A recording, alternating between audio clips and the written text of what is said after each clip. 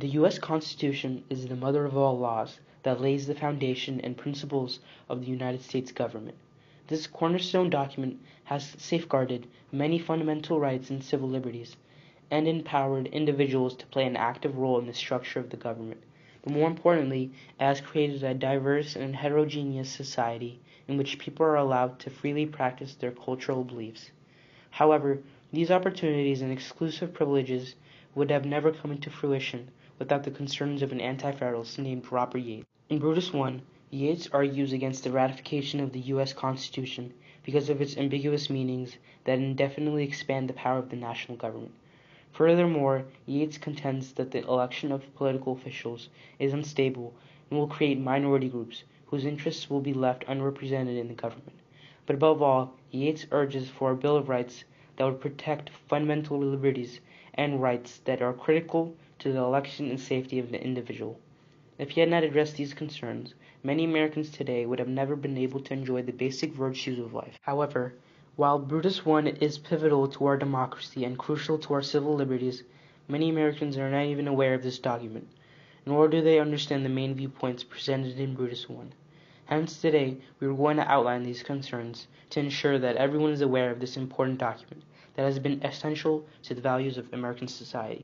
In the first passages of Brutus I, Yates illustrates the potential abuses of power in a limitless national government. He claims that because Congress has the power to make all laws that are necessary and proper, which are the supreme law of the land, the Constitution essentially grants the federal government absolute uncontrollable power.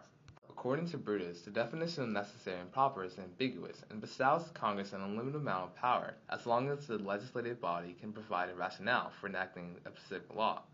For instance, the federal government could pass a taxation law that required an individual to pay half of their income if the federal government stated that the law was for the prosperity and health of the Union.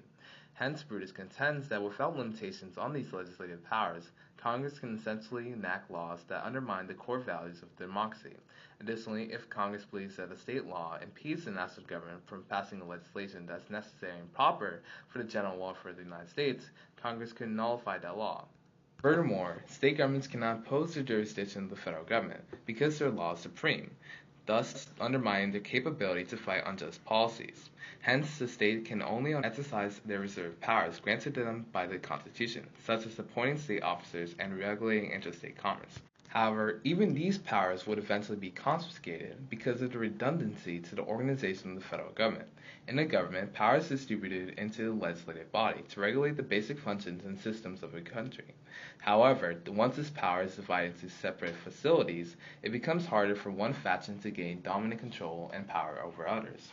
As a result, because of Congress' legislative powers, any sovereignty or autonomy previously left to the states will virtually be eliminated.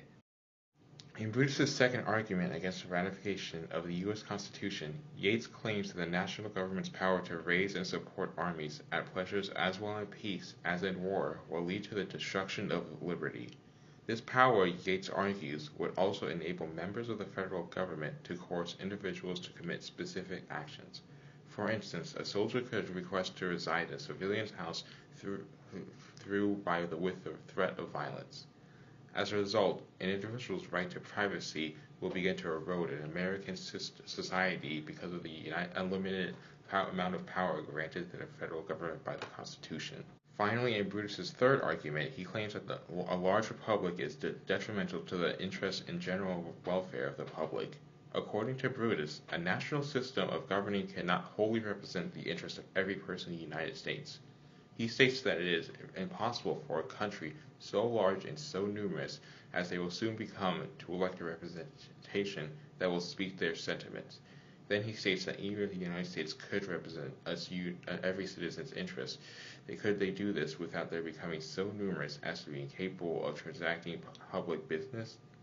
To summarize, Brutus does not believe that by forming a national republic that will govern the vast extent of the United States, they could both represent the local interests of the people without lending to an inefficient system of government.